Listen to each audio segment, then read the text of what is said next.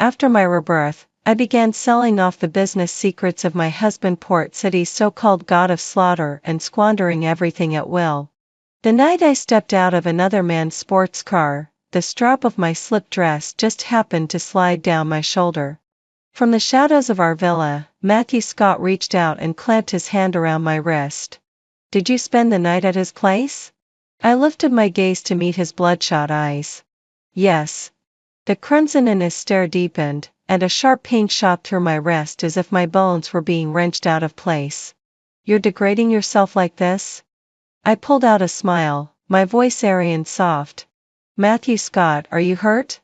In my previous life, I'd abandoned my identity as a top hacker for him. I built his intelligence network from the shadows, laundered his money, scrubbed his crimes, my hands stained with blood for his sake. But at a charity gala he fell in love at first sight with a blind violinist, Natalie White. Her innocence, untouched by the darkness he controlled, was a kind of purity he had never possessed. He built her a private concert hall and cradled her like a treasure in the palm of his hand. Until one day, in his study, I found a divorce agreement already signed. I confronted him. He only fussed with Natalie White's violin strings. Natalie can't see. She deserves a legitimate status, someone to take care of her. I'll split half my assets with you, you'll have more than enough to live comfortably for the rest of your life. Unwilling to accept it, I smashed Natalie's $1 million violin during her recital.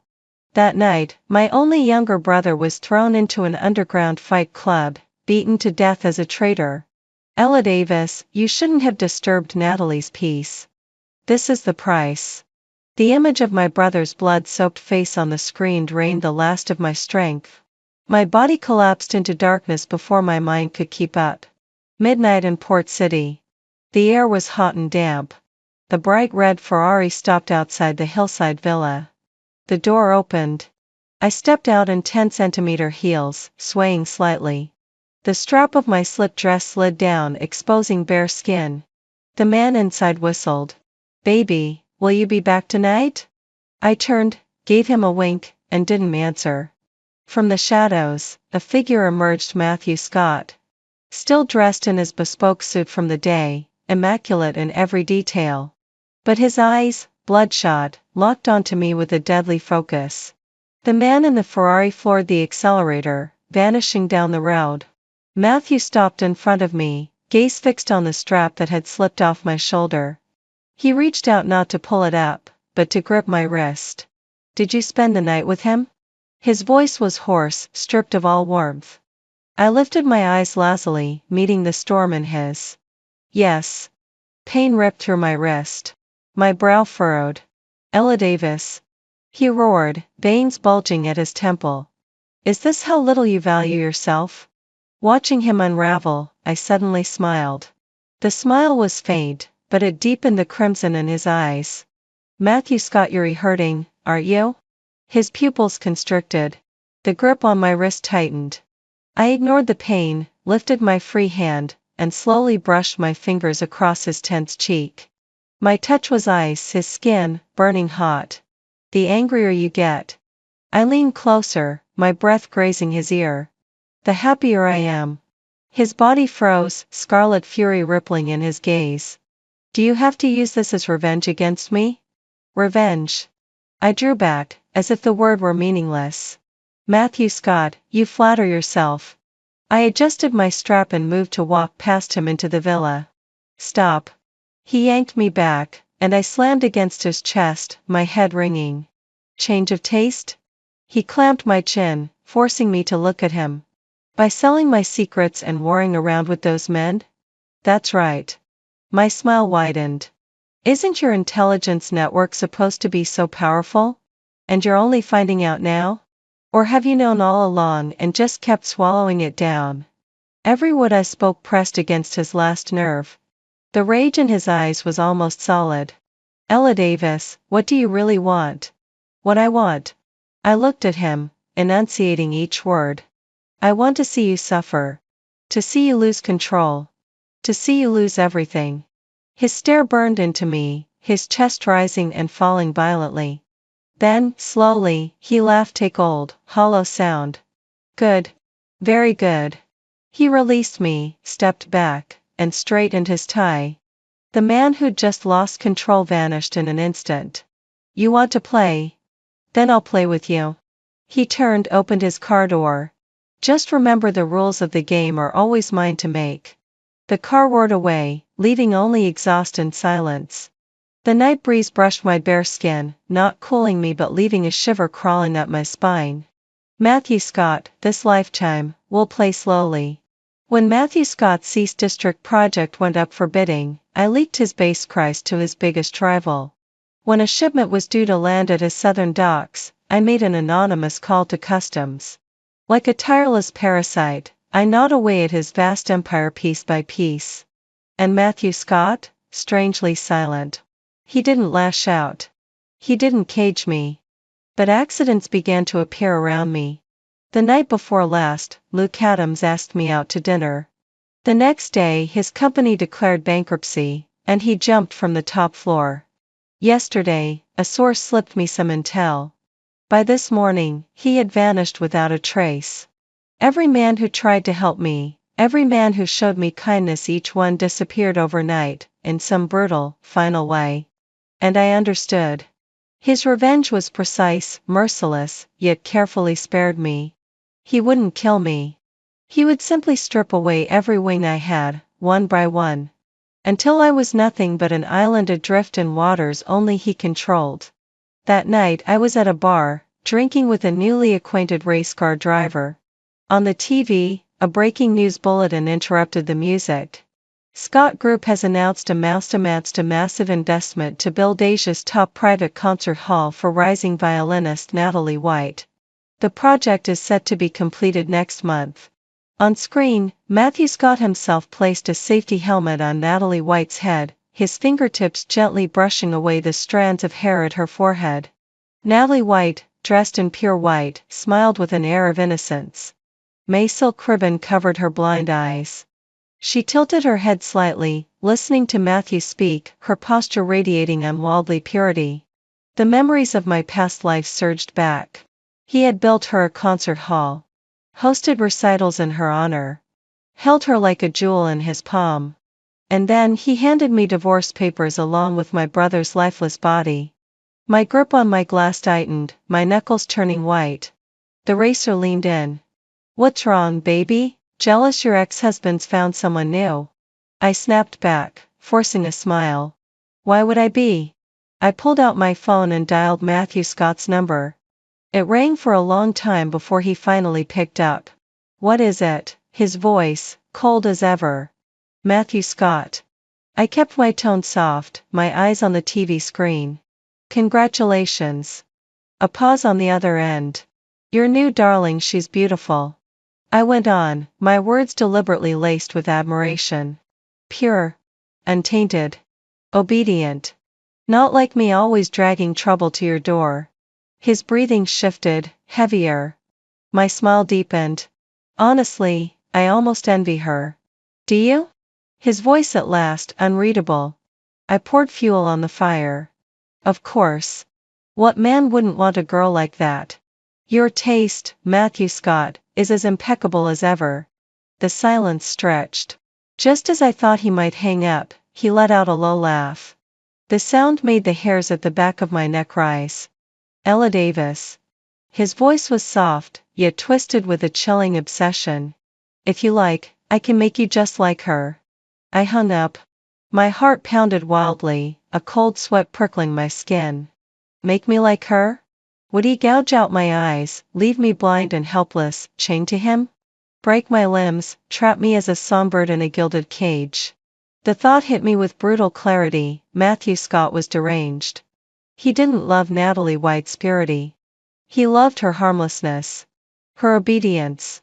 Her control. Natalie White was blind, her world contained nothing but Matthew Scott. Natalie White was fragile, she needed his protection to survive. She was the perfect artwork, locked away in a flawless cage. But May had claws. I had will. He loved my brilliance, my fire, but feared it too. Feared that one day, it would escape his grasp. So in my past life, he had lifted Nally White up to provoke me to watch me unravel, to prove I couldn't live without him. And in this life, my relentless defiance only stoked his darkest need to control. He wanted to remake me. To turn me into something that belonged to him, and him alone. No, I had to escape. I had to take my brother, Jack Thomas, and leave Port City behind. Quietly, I began selling off my jewelry and properties, turning everything into cash. Then, I called Jack. Jack, in a few days, I'll take you abroad, all right? His voice burst with excitement. Really, sis, where are we going? Somewhere far away. Warm. A place we'll never come back from. When I hung up for the first time, I allowed myself to imagine a future. But I had forgotten Matthew Scott's eyes and ears stretched across all of Port City. The very next day, I found my credit cards frozen. My phone and computer dead, all signals cut. The villa was crawling with new guards, cold, unfamiliar faces. Their eyes held no warmth, only surveillance. I was under house arrest. That evening, Matthew Scott came home. He sat on the sofa in the living room, calmly polishing a silver Desert Eagle. On the coffee table before him lay a document. I walked closer. The bold characters at the top froze me in place. Divorce agreement. Exactly the same as in my past life. Only this time, Nally White's name wasn't mentioned. He lifted his gaze, his dark eyes locking onto me. So you're still not obedient. His voice was even, almost mild. But it stole the very air from my lungs. I gave you chances, Ella Davis. He pushed the signed agreement across the table toward me. As long as you behave and stay by my side, all of this and the title of Mrs. Matthew Scott will be yours. A cold numbness spread through me as I stared at him. And if I don't? He smiled a cruel, satisfied curl. If you try to run. He paused, took out his phone, and opened a video. The screen lit up and I saw my brother, Jack Thomas. Two black-clad men had him pinned, a gag stuffed in his mouth, terror etched across his face. Behind him, the scene I will never forget, the underground fight train. Matthew Scott's voice whispered in my ear, each word a shard of ice. I don't mind letting you watch your brother's fate unfold. Just like last time. No thunderclap went off in my mind, the world lost its color and sound. My blood ran cold, my limbs froze. I stared, unable to look away, at my brother's terrified face on the small screen. Fear clenched my heart until I could not breathe. Matthew Scott, he would stoop that low. He would abandon every last line of decency and use the one thing I loved most to force me into submission. Well? He surveyed my ashen face with approval, the corner of his mouth lifting. Have you decided? Obey me, or watch him die. I lifted my head and met the look of certainty in his eyes. There was no love there, only cold ownership and control. Then it hit me. No matter how I provoked him, how I tried to hurt him, I could not wound him at all. Because he had no heart. He watched my struggles with detached amusement and took pleasure in them. Despair came in a tide and overwhelmed me. My body trembled uncontrollably. After a long moment, broken syllables scraped out of my throat. I'll obey. The smile on Matthew Scott's face deepened. He put away his phone, rose, and came to me. He reached out and, as if soothing a pet, stroked my hair. That's my good girl. His touch was light, my body reacted with a sickening nausea. I swallowed it down and did not pull away. Release him, release my brother. Of course, he said readily. As long as you behave, he will be safe. He turned, picked up the Desert Eagle, and headed upstairs. My study. Do not enter without my permission. Or suffer the consequences. His silhouette disappeared around the stairwell. I collapsed onto the carpet, sweat soaking my back. I had lost. Total LLY. For the next few days I performed the part of the obedient wife to perfection. He told me east, I went east. He told me to eat, I ate. I became a puppet without a soul. Matthew Scott seemed pleased with my transformation. His restrictions eased bit by bit. He even allowed me more freedom around the villa and tacitly permitted me to use the computer outside the study. He was arrogant. He thought he had destroyed my will completely. He believed I had become the docile, obedient Ella Davis he wanted. He did not know that when a person is pushed into absolute desperation, what remains is a madness that will burn everything down with them. One night, Matthew Scott was at the office for an international video conference. My chance arrived. I slipped into his study. Everything inside matched my memory perfectly. I sat at the unassuming computer, inhaled deeply, and began. Matthew Scott thought that by cutting off my external networks, he had left me helpless. He'd forgotten who I once was. I used to be a top-tier hacker who could make the digital world obey me. And his commercial empire, every illicit deal ran through the core system I'd built for him. I opened the machine and my fingers danced across the keyboard. Lines of complex code scrolled across the screen. The firewalls Matthew Scott had relied on were paper-thin before me. I obtained root access without trouble. I began copying every piece of incriminating evidence, money laundering, assassinations, smuggling each file a nail in his coffin. Just as I was about to package the files and send them, my cursor slipped into a deeply hidden folder. Its name consisted of 2 chilling characters: Reformation. My heart missed a beat. With trembling hands I opened it. Inside were detailed plans, one after another. Phase 1: Proposal for the psychological reconditioning of Ella Davis. Feasibility report on cultivating drug dependency. 3 methods to sever social ties and establish absolute dependency. I skimmed through them and a bone-deep cold crept up my spine. These documents outlined, step by step, how Matthew Scott intended to destroy me, how he would control me, remake me into a hollow creature utterly dependent on him. At the deepest level of the folder, there was a soft blotter. Its name, Obstacle Removal. I clicked it open.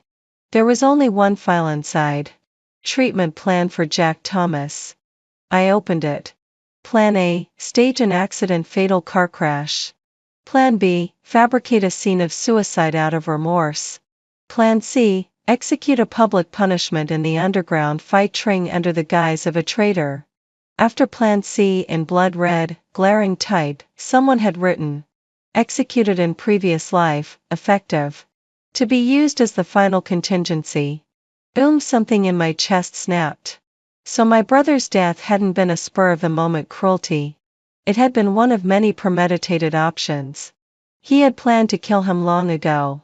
Because my brother was my soft spot, the single obstacle standing between Matthew Scott and his reconstruction of me. Tears rushed out.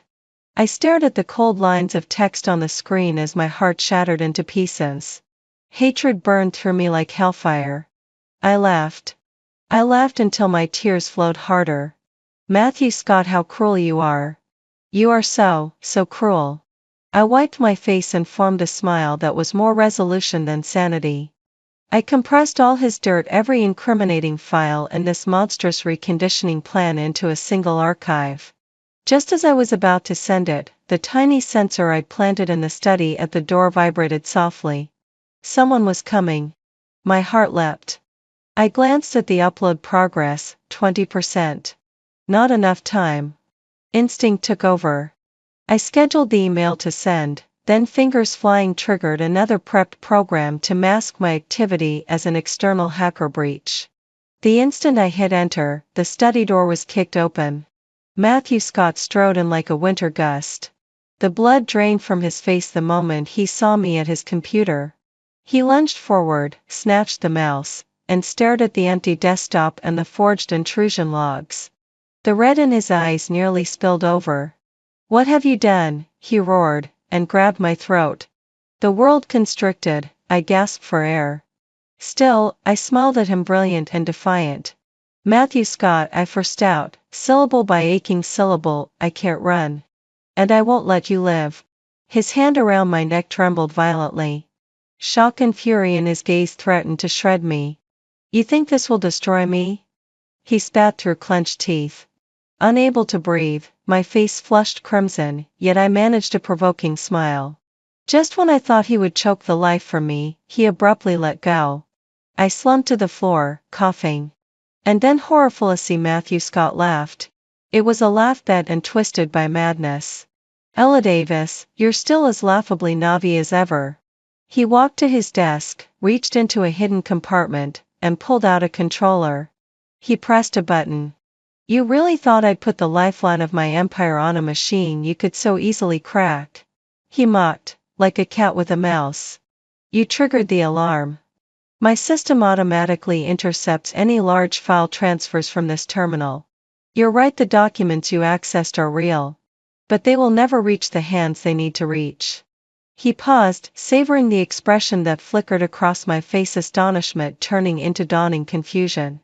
I activated a contingency, he said. The moment I press this, every chain of evidence will point to one person. My scapegoat I prepared long ago. I froze. A scapegoat? How could that be? Those evidentiary chains were airtight, impossible to fake. Surprised. My true twist, he leaned close, his whisper a demon's secret, was anticipating you'd use this computer. I left those files for you on purpose. My pupils snapped tight. What are you saying? I wanted you to see the cruelest truth, he said, eyes glinting with sick zeal. I wanted you to destroy your own hopes with your own hands, to turn everyone against you, to think you'd found the blade to kill me, only to discover it was the very tool I used to tame you. Look, Ella Davis. He spread his hands as if revealing a perfect trophy. All your struggles, all your revenge have been part of my plan. Now you have nothing. No money, no allies, not even your vaunted hacking skill. Now it's a pawn I used to corner you. He reached for me with a warped tenderness on his face. There's nowhere in this world for you except me. Come back to my side, obedient just like you've been these past few days. We can be like before. I looked at the hand he offered, the same hand that had sheltered me and had also hurled me into hell. I watched the look of absolute conquest on his face. I smiled. This time it wasn't madness. It wasn't despair.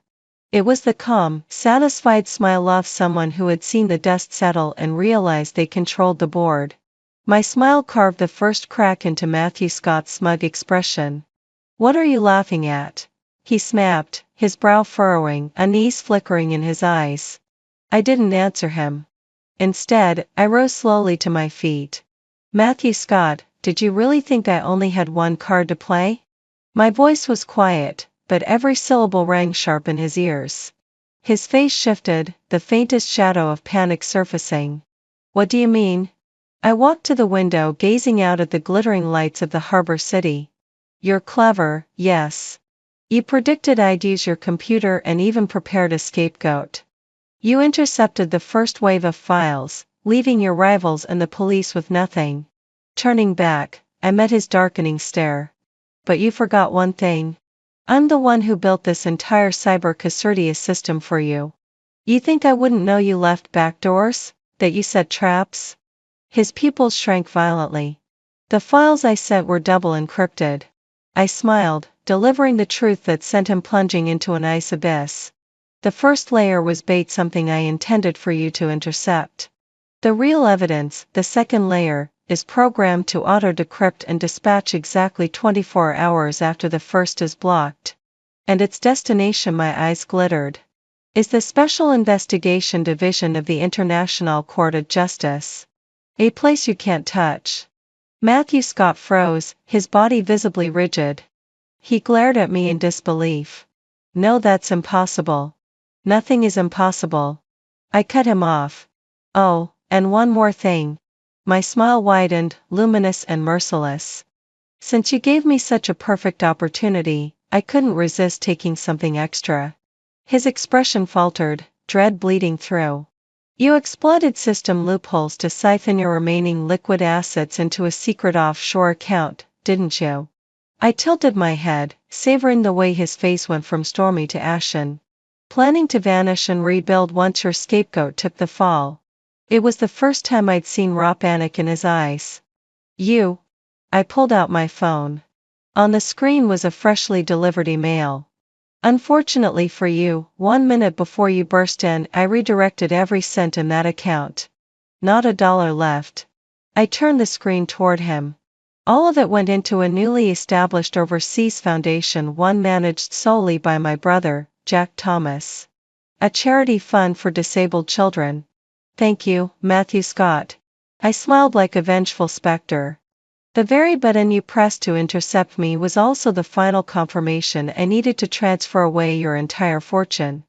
You just did the world a tremendous favor. He swayed where he stood, nearly collapsing, staring at my phone as though it had gutted him. His empire, his carefully crafted escape routes, every ounce of control he prided himself on obliterated in an instant. He had lost. Utterly. Irrevocably.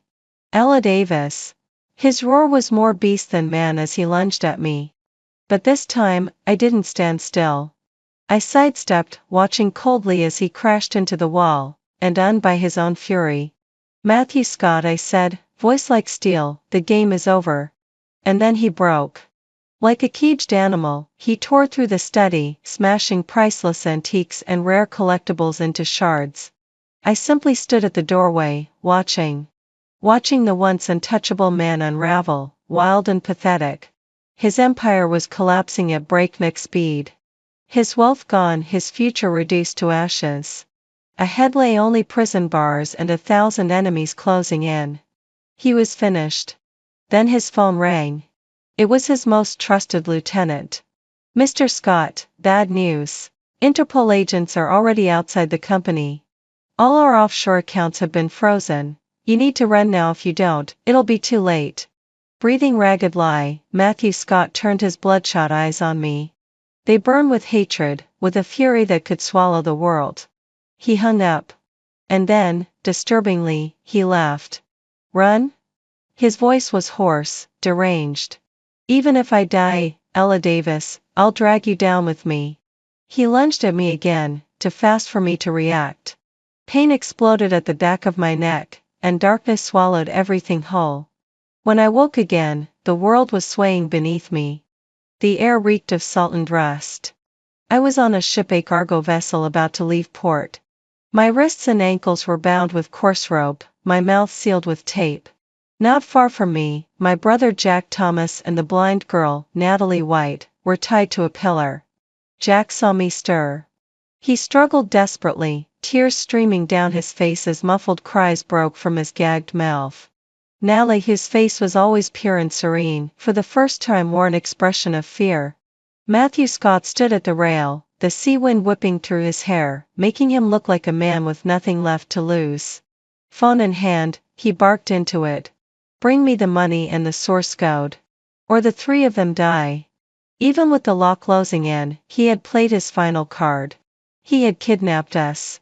This was his last gamble.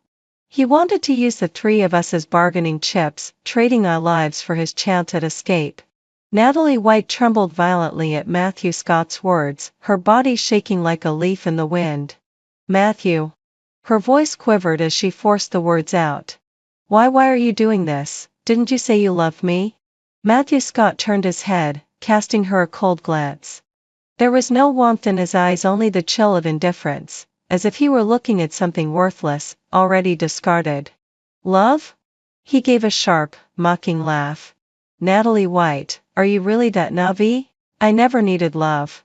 What I needed was a tool, someone obedient, someone who could provoke Ella Davis. You, blind, fragile, with just enough talent to be useful, you were perfect for the role. His voice cut like a blade. You didn't honestly think I'd fall in love with someone who can't even see the road in front of her, did you? A useless cripple? The color rained from Natalie White's face in an instant. She sat there hollow and motionless, as though all the strength had been ripped out of her body. At last, she saw the truth clearly. The man she thought was her savior never loved anyone. To him, every person was just another piece on his chessboard, something to be used, then discarded. Matthew Scott ignored Natalie's collapse and strode over to me, ripping the tape from my mouth. Ella Davis, do you see now? He hissed. This is what you wanted, pushing me to the brink, dragging everyone down with you into the grave. But my heart was calm, steady as still water. Matthew Scott, I said evenly, you're wrong. The only one going to the grave is you. His smile froze. What do you mean? Quietly, I slipped on the miniature earpiece hidden in my sleeve. The voice of the police commander came through, cool and controlled. Miss Davis, we've locked onto the freighter's position through your brother's tracker. Snipers are in place, awaiting your command. I met Matthew's eyes, watching as the madness on his face faltered, replaced by dawning panic. You think you can threaten anyone with them? I sneered. You've already lost. Then I struck where it hurt most. Matthew Scott, 6 years old. Left at the orphanage gates by your mother. Was it cold that night? The words hit him like thunder. His entire body went rigid, his expression shattering into raw fear. How do you know that?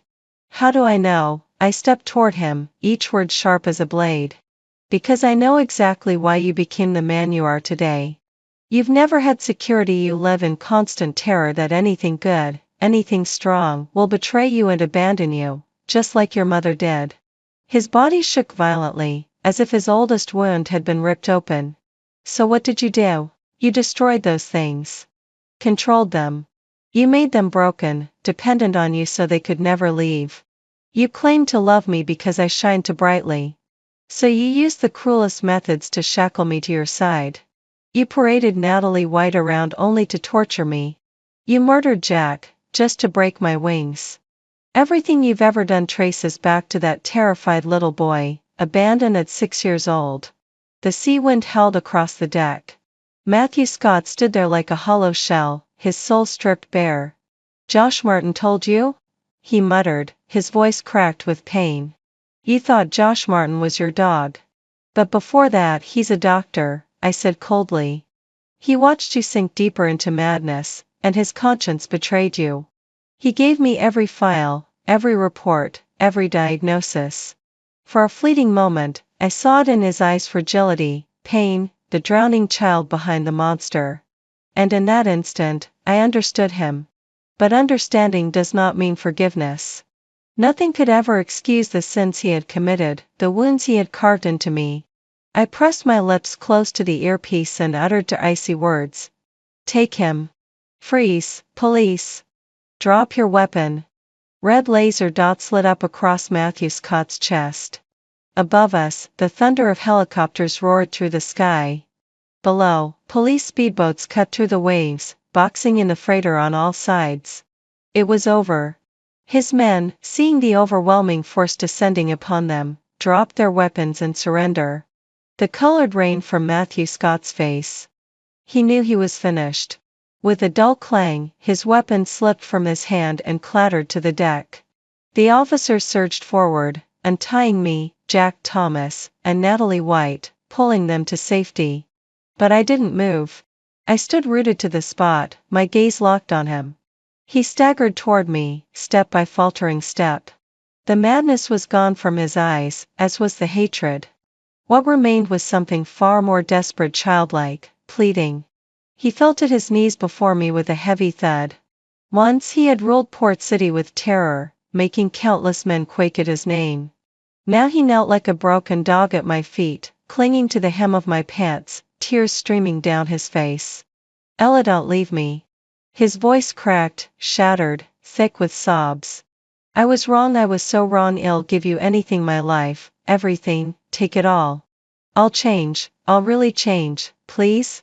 Let Josh Martin greet me, I'll do whatever he says. Please don't leave me. He cried like a child, over and over, the same plea spilling from him. Don't leave me like she did.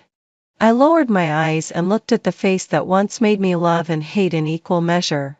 I watched him humbled into the dust. Inside me there was nothing, no triumph, no pity. Only a dead, steady calm. Slowly, finger by finger, I eased his hand away from mine. Then I took a step back and put distance between us. I looked into his despairing eyes and pronounced his final sentence, each word clear as a bell. Matthew Scott, you are sick. Hell is your only rightful place. My words were the last straw. The light in his eyes went out completely. He knelt there in blankness as cold handcuffs snapped onto his wrists. When the officers led him away, he did not look back. He simply murmured to himself in a low, broken voice, over and over. You are mine, you are mine, you can't go anywhere, you are mine. Matthew Scott was sentenced to life without parole. His vast commercial empire disintegrated overnight, picked apart and absorbed by rival firms and international conglomerates. Port City no longer trembled at his name. They say he lost his mind in prison, irretrievably broken, unable to hold coherent conversation. He was confined in a separate ward for severely disturbed inmates, day after day talking to blank walls. Sometimes tenderly, sometimes with rage. Ella, what do you want to eat today? I'll have the kitchen make it for you. Ella, don't look at other men. Your eyes should only have me. Trying to run again? I'll break your legs, see how you run then. Don't be afraid, Ella, don't be afraid, I only love you so much. He lived inside the fantasy he constructed, chasing a love he would never possess. Perhaps that was the cruelest punishment of all. As for me, I left Port City with my brother Jack Thomas and the fortune I had wrested from Matthew Scott. We went to a sunlit Nordic country where no one knew our names or our past. I used the money to set up a foundation to help people suffering from extreme control and abuse in their families and relationships. I returned to being the elite hacker I once was, only now I answered to no one. Sometimes, when midnight comes and sleep thins, the blood of the underground fighting flares behind my eyes and the rust taste of the freighter returns to my mouth. Those shadows never fully leave, they become part of me, a reminder of what freedom cost. Jack Thomas recovered physically, his legs healed well enough to walk normally under the best medical care, yet on rainy days a dull ache lingers, a permanent scar and a private reminder of what we endured. He is no longer the timid boy I once protected. He runs the foundation, busy and fulfilled, his face bright with smiles. Natalie White left Port City too. The foundation funded a corneal transplant and she regained her sight. She no longer played the violin for a living, instead she trained as a volunteer counselor, using her story to help other girls who had suffered similarly. We were reborn, scarred, but reborn. One afternoon, after I finished work, I stepped out of the office. The sunlight was warm and forgiving. On the lawn I saw Jack playing soccer with a group of children, running and laughing, the sun making him glow. He saw me, waved from across the grass, flashing a wide, uncomplicated grin. Sis, he called. I stood on the steps and watched him, watched the peaceful land, the open sky. I had finally cast off every shadow Matthew Scott left behind, and reclaimed the pride and freedom that belonged to Ella Davis. I lifted my face to the sun and let a real smile break over me, one edged with relief and a little weariness, but honest.